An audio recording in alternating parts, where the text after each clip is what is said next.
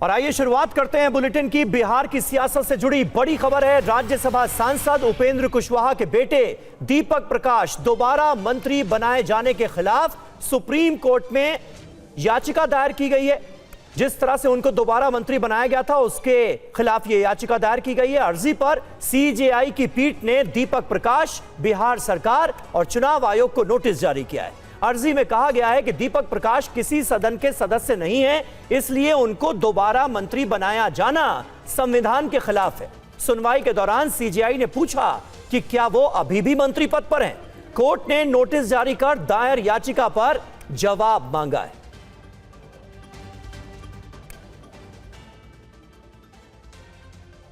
तो देखिए, सीजेआई की तरफ से पूछा गया है कि क्या दीपक प्रकाश अभी भी मंत्री पद पर हैं। मंत्री दीपक प्रकाश के इस मुद्दे पर नोटिस जारी कर दिया गया है। सुप्रीम कोर्ट में इस बाबत एक याचिका दायर की गई थी और अर्जी पर सीजेआई की पीठ ने दीपक प्रकाश, बिहार सरकार और इलेक्शन कमीशन तीनों को नोटिस जारी किया है। इस अर्जी में कहा गया है कि दीपक प्रकाश किसी सदन के सदस्य नहीं है, इसलिए उनको दोबारा मंत्री बनाया जाना संविधान के खिलाफ है। सुनवाई के दौरान सीजेआई की तरफ से यह क्लियर किया गया, यह पूछा गया कि क्या वो अभी भी मंत्री पद पर हैं।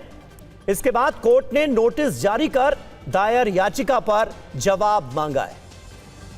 उपेंद्र कुशवाहा के बेटे दीपक प्रकाश की कुर्सी क्या खतरे में है, यह सवाल उठ खड़ा हुआ है सुप्रीम कोर्ट की इस टिप्पणी से और सुप्रीम कोर्ट के नोटिस से।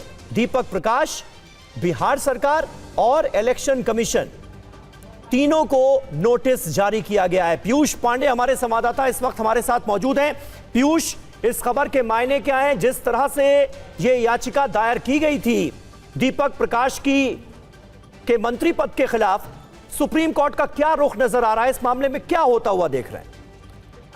बिल्कुल समझ देखा, सुप्रीम कोर्ट ने बिहार के पंचायती राज मंत्री दीपक प्रकाश को दोबारा मंत्री बनाए जाने को लेकर जो याचिका दायर की गई थी उस पर नोटिस जारी करके जवाब मांगा है। मसला ये है कि जो याचिका दायर की गई उसमें दावा किया गया है कि दीपक प्रकाश राज्य विधानसभा या विधान परिषद के सदस्य नहीं, इसलिए उन्हें मंत्री नहीं बनाया जा सकता। और इस वजह से चीफ जस्टिस ऑफ इंडिया ने पूछा क्या वो मौजूदा समय मंत्री है, और इस के बाद ही Chief Justice of India Surya Kant की बेंच ने इस मामले में नोटिस जारी किया। और अब इस मामले पर 4 सप्ताह बाद जब सुनवाई होगी तब देखना ये होगा कि बिहार सरकार क्या जवाब देती है, क्योंकि इस मामले में एक कूलिंग पीरियड रहता है 6 माह का। अगर इस दौरान उन्हें कोई स्थान दिया जाता है विधान परिषद सदस्य में तो ऐसी स्थिति में उनका बचाव हो सकता है।